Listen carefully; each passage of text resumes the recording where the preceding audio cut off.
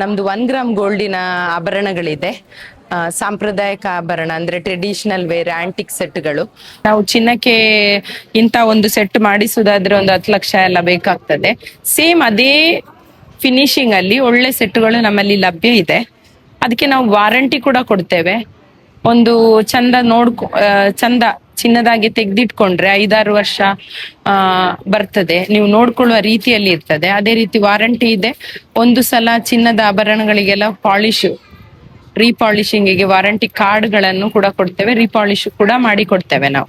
ಕರಿಮಣಿ, ಕಿವಿಯೋಲೆಗಳು, ಬಳೆಗಳು, ಹಾಗೆ ವಿವಿಧ ಎಲ್ಲ ಆಭರಣಗಳಿವೆ. ಅದರ ಜೊತೆಗೆ ಸಾರಿ ಕೂಡ ಇದೆ.